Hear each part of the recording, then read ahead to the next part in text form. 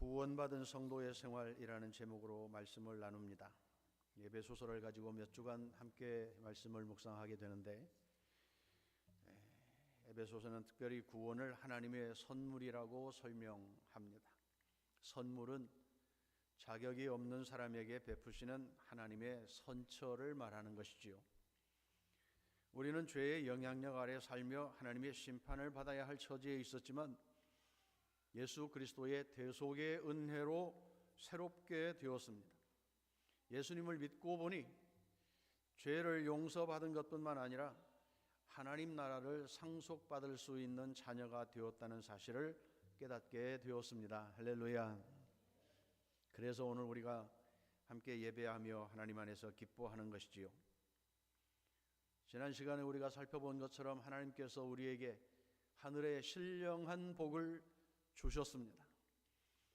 그래서 먹고 마시며 행하는 우리의 모든 삶에서 하나님을 기쁘게 하려는 소원을 가지고 우리가 사는 것이지요. 오늘 구원받은 우리들이 어떤 방향을 갖고 살아야 하는지에 대하여 함께 생각해 보려고 합니다.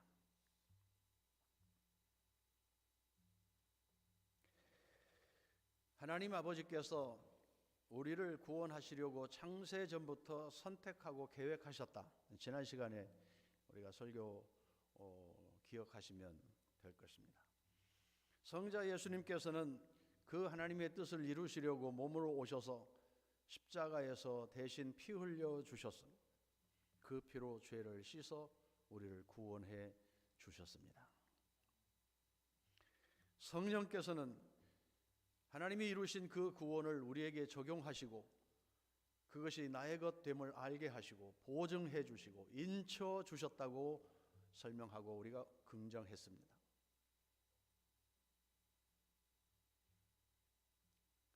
우리는 하나님을 알 수도 없고 생각하지 못하는 그때에 하나님께서는 이 모든 일들을 우리를 위하여 준비해 주셨고 때가 되니 우리를 부르셔서 믿음을 갖게 하셨고 하나님 안에서 살게 인도해 주셨습니다.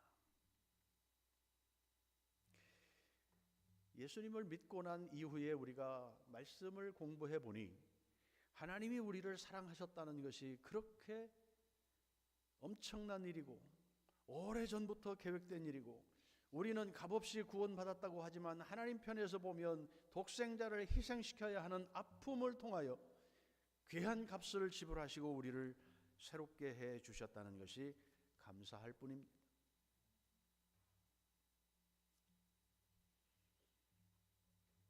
그래서 그 배려에 감사하고 그 은혜에 감사하고 나의 정체성이 예수님 안에서 새롭게 되었다고 하는 사실을 붙들고 살아가는 중에 있습니다. 뿐만 아니라 우리의 힘대로만 살지 않고 성령의 도움을 힘입어 예수님을 닮아가려고 하고 예수님처럼 생각하고 예수님처럼 살아갈 수 있기를 소망하는 것이지요. 이 말은 우리 혈기대로 살지 않고 주님과 더불어 사는 것을 삶에서 연습한다는 말입니다. 인격, 성품, 말투, 행동거지 이 작은 것들까지라도 예수 믿는 자답게 그렇게 살려고 하는 것이지요.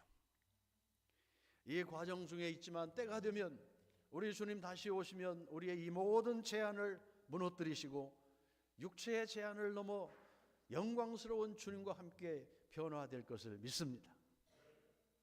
이 꿈 속에 이 소망 속에 기쁨으로 삶을 영위하게 되기를 원합니다.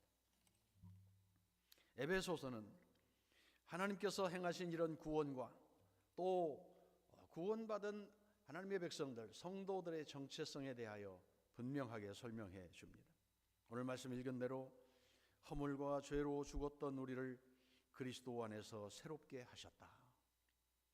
하나님에 대한 인식이 없으면 그리스도 안에서 새롭게 되었다는 사실에 대하여 우리가 이해되지 못하면 이 말씀이 동의가 되지 않습니다.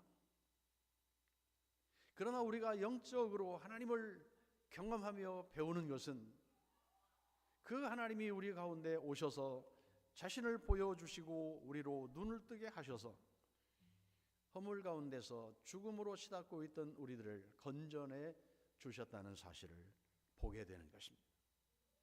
죄는 하나님과 우리를 갈라놓는 것입니다. 하나님의 계획에서 벗어나는 것입니다. 하나님에 대하여 알 수도 없는 상태에 살았던 우리들이 그러므로 죄인이라고 칭하는 것입니다. 죄에 눌려 있을 때에는 영적으로 죽은 상태이기에 하나님에 대하여 알 수도 없고 하나님의 뜻을 분별할 수도 없고 그 말씀을 순종할 수 있는 힘도 없는 것입니다. 죄책감, 육체의 죽음, 이 모든 것이 죄로부터 왔습니다. 하나님을 떠난 사람은 세상의 풍속을 따르며 세상을 지배하는 공승 권세에 잡은 사탄의 종이 되어 살아갈 수밖에 없는 존재입니다. 우리가 예수 믿고 보니 그 사실이 눈에 띄어 알게 되었고 아직도 그 사실을 모르고 있는 그들은 자기가 하나님 되어서 자기 삶을 살고 있다는 것을 보게 되는 것입니다. 그래서 육체의 욕심대로 살며 자신의 영광을 취하는 것입니다. 오늘 말씀 2장 3절에 이런 상태를 본질상 진노의 자녀라고 설명해 주었습니다. 태생부터 죄 가운데 있어서 하나님과는 상관없이 살며 자기가 주인 되어 사는 그 상태를 말하는 것입니다. 하나님의 품을 떠난 인간은 버려진 존재와 같습니다. 하나님을 생각할 수도 없고 하나님과 화목할 가능성도 사라진 상태입니다. 그런 우리들에게 하나님께서 먼저 손을 내밀어 주셨고 은혜를 베풀어 주셨습니다. 로마서 5장 8절에서 말하는 것처럼 우리가 아직 죄인이었을 때 하나님을 인식하지 못할 그때 그리스도께서 십자가에서 죽으심으로 우리를 향한 하나님의 사랑을 보여주셨습니다. 여러분, 십자가는 그러므로 우리가 깊이 묵상하면 할수록 하나님이 태초부터 우리를 향한 구원의 길을 보여주신 것이며 그리스도의 희생이 그곳에 묻어있기에 우리가 그리스도의 사람됨을 알게 하는 통로가 되는 것입니다. 긍휼이 풍성하신 하나님께서 우리를 사랑하셔서 허물로 죽었던 우리를 그리스도와 함께 살리셨다. 이 사실이 믿어지십니까? 우리의 머리로 이해하고 가슴으로 받아들이며 우리의 삶의 변화에 드는 원동력이 되어야 합니다. 죄에서 건져주시고 그리스도와 함께 일으키시고 그리스도 안에서 함께 하늘에 앉게 하셨습니다. 할렐루야. 예수 믿는 이유가 거기에 있습니다. 그분이 이루어 놓으신 구원의 길을 우리가 들어설 때 하나님께서는 우리를 존귀한 자로 인정하시고 죄 없다 하시고 자녀라 하시고 하나님이 계신 그 영광스러운 자리에 함께 앉혀 놓으시는 것입니다. 그래서 예수 믿는 사람은 어깨를 좀 펴도 됩니다. 하나님이 우리 편에 계시는데 누가 우리를 정죄할 수 있겠습니까? 하나님이 우리를 완전하다고 하시는데 누가 우리의 잘못을 지적하며 정죄할 수 있겠습니까? 하나님 우리를 기쁘게 받으신다는데 왜 아직도 이루어지지 않는 그 작은 일 때문에 묶여 이 영광스럽고 감격스러운 하나님의 구원의 기쁨을 누리지 못한단 말입니까? 구원은 죄인이 하나님의 품에 안기는 놀라운 변화입니다. 감히 감당할 수 없는 은혜입니다. 그리스도 안에서 새롭게 되었다는 것을 깨닫고 그 삶을 내 삶에 적용시키며 살아가는 특권입니다. 할렐루야. 옆에 사람 보고 귀한 자이네요. 진짜 예수님 안에서 특별한 은혜를 받은 사람이네요. 형편없는 신랑이지만 좀 보고 얘기하세요. 당신은 정말 존귀한 자이네요. 예수님 때문에.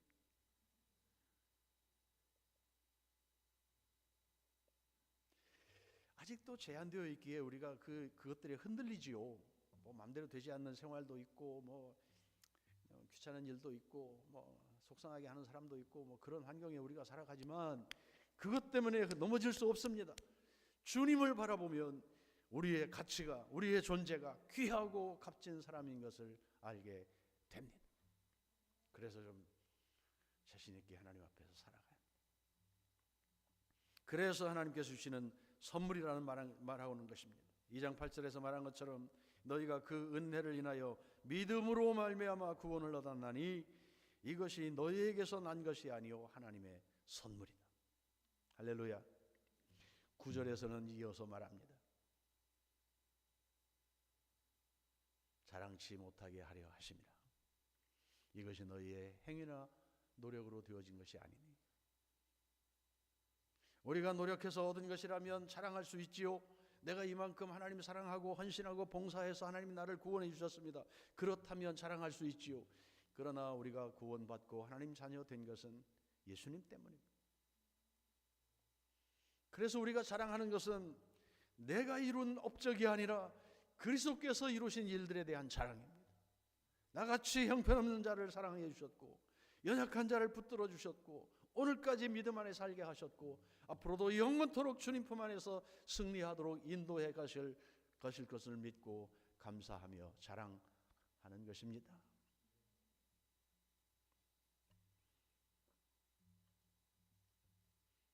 선물이라고 말하는 것은 하나님이 일방적으로 우리의 잘한 것 칭찬하려고 준 것이 아니라 하나님의 일방적인 은혜로 우리에게 주셨다. 그래서 나는 받을 가치가 없는 사람이지만 그것을 받고 보니 하나님의 큰 선물인 것을 알고 감사하는 것이지요.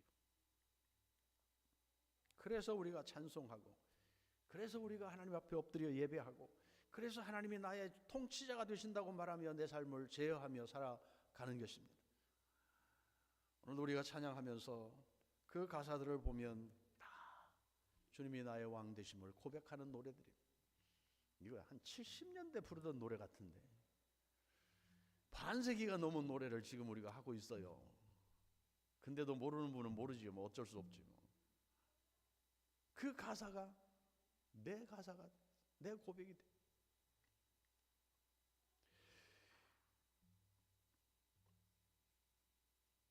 예수님이 요한복음 1장 12절의 말씀 보면 영접하는 자 곧 그 이름 믿는 자들에게 하나님의 자녀가 되는 권세를 주셨다. 그래서 믿음, 그것이 중요한 것입니다. 아직 다듬어지지 않은 것들이 있고 불완전한 모습이 있음에도 불구하고 우리 가운데 예수님의 이름을 믿는 그 믿음이 있기에 존귀한 자라고 칭하시고 영생을 얻었다고 믿는 것입니다. 요한복음 5장 24절에 내 말 듣고 또 나 보내신 이를 믿는 자는 영생을 얻었고 심판에 이르지 아니하나니 사망에서 생명으로 옮겼느니라. 아직 우리의 인격은 다듬어지는 과정에 있음에 불구하고 예수님을 내가 믿고 따르는 그 순간에 믿는 자는 영생을 얻었고, 과거형으로 말했습니다. 예수님이 이루어 놓으신 그 모든 하늘에 이르는 영생에 이르는 그 길이 내 길이 된다는 말씀입니다. 그러므로 예수 믿는 우리들은 구원받았다는 사실을 인하여 기뻐하고 감사하고, 그것 때문에 부족한 사람들을 붙들고 칭찬할 수 있어야 하고, 아직 완벽하지 않지만 하나님이 우리 가운데 계심을 바라보며 인내하며 함께 이 믿음의 여정을 걸어가는 것입니다. 하나님은 우리의 구원을 베푸시는 주관자이시고 우리는 그 하나님의 이름을 높이고 자랑하는 예배자입니다.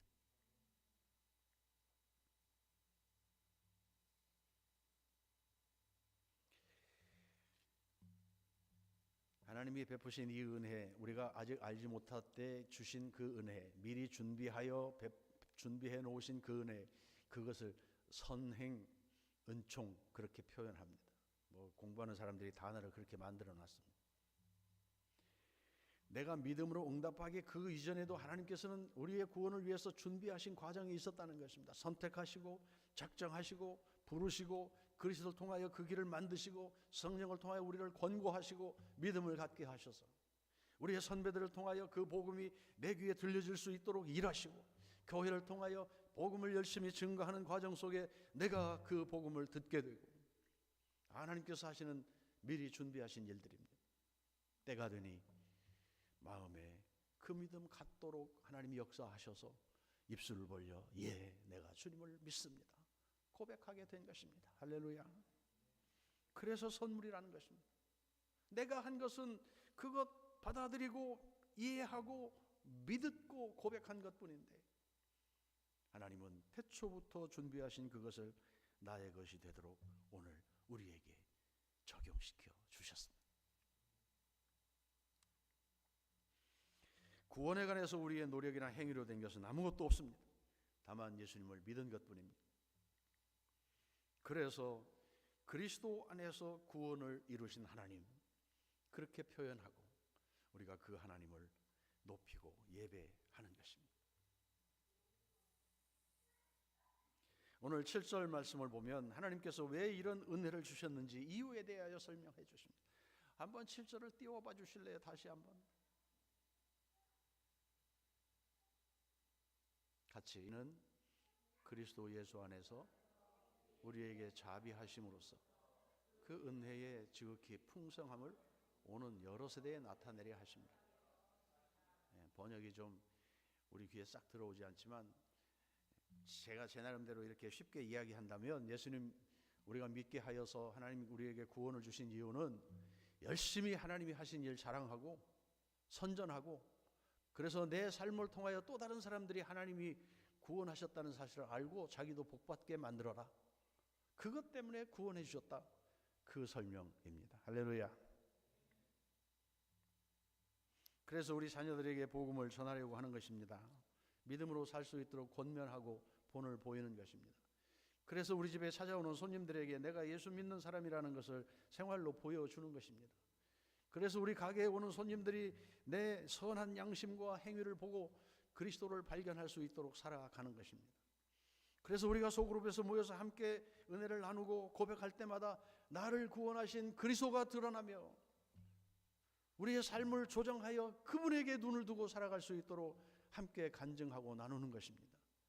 내 지식을 자랑하거나 경험을 나누는 것이 아니라 나를 새롭게 하신 하나님에게 눈을 두고 그 하나님을 칭찬하고 자랑하고 선전하고 함께 나누는 것입니다. 디모데전서 2장 4절에 하나님의 뜻은 모든 사람이 구원을 받고 진리 가운데 이르기를 원한다. 모든 사람의 구원입니다. 우리를 먼저 부르셨지만 우리만을 위한 구원이 아니라 모든 사람을 위한 구원입니다. 그래서 먼저 된 자는 그 책임을 감당해야 합니다. 하나님의 은혜에 감사하기 때문에 하나님이 가장 소원을 두고 일하시는 그 일을 나도 좀 거들어 드리고 싶다. 이 마음을 갖는 것입니다. 저는 개인적으로 기도하면서 하나님, 우리 교회가 더 많은 선교를 감당하고 복음을 전하기 원하는데 힘이 너무 부족하네요. 멕시코 선교사님 돕다가 수년 동안 돕다가 우리 교회 살림 어려워서 이제 1월 달부터 중단했는데 마음이 편치 않아요.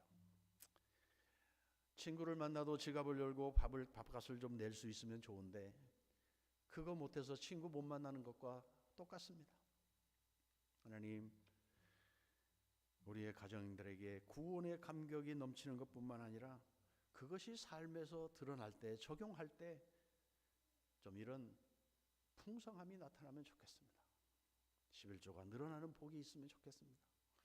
인색함이 없이 지갑을 마음껏 펴고 손을 펴고 또 다른 사람을 세우고 먹일 수 있으면 좋겠습니다. 예수 믿는 자로 구원의 감격을 기뻐한다는 것은 내 생활이 그런 위치에 있어야 합니다. 누구 하나 도울 수 없는 자리에서 다른 사람의 도움을 받고 살아야 한다면 어떻게 그 일을 감당할 수 있겠습니까? 하나님의 은혜죠. 은혜로 살지요. 내가 먹고 사는 건 문제 없을 겁니다. 그러나 내가 부름받은 자로 하나님의 일들에 함께 감당하는 자리에 간다고 하면 분명 우리는 성경이 가르침대로 더 열심히 수고하여 또 다른 사람들을 섬기는 자리에 갈 수 있어야 합니다. 이런 소원이 새로워질 수 있게 되기를 원합니다. 구원의 기쁨을 자랑하고 사는 것이, 그 자랑하는 것들을 능히 베풀어낼 수 있는 것이 하나님 나라에 합당한 삶이라고 하는 것입니다. 말씀을 맺습니다. 디도서에 있는 말씀을 우리가 함께 다시 읽어보며 이 말씀을 새기기 원합니다. 같은 맥락의 말씀입니다. 큰 소리로 같이 읽습니다. 우리도 전에는 어리석고 순종하지 아니하고 미혹을 당하고 온갖 정욕과 향락에 종노릇하고 악의와 시기심을 가지고 살고 남에게 미움을 받고 서로 미워하면서 살았습니다. 그러나 우리의 구주이신 하나님께서 그 인자하심과 사랑하심을 나타내셔서 우리를 구원하셨습니다. 그분이 그렇게 하신 것은 우리가 행한 의로운 일 때문이 아니라 그분의 자비하심을 따라 거듭나게 씻어주심과 성령으로 새롭게 해주심으로 말미암은 것입니다. 하나님께서는 이 성령을 우리의 구주이신 예수 그리스도로 말미암아 우리에게 풍성하게 부어주셨습니다. 그래서 우리는 그분의 은혜로 의롭게 되어서 영원한 생명의 소망을 따라 상속자가 되었습니다. 여러분의 고백이 될 수 있기를 원합니다. 이 말씀 마음에 새겨 한 해 우리의 신앙생활에 또 다른 사람을 품을 수 있는 자리로, 성숙한 자리로, 주님의 기쁨이 되는 자리로 더 나아갈 수 있게 되기를 주의 이름으로 부탁합니다. 하나님 아버지,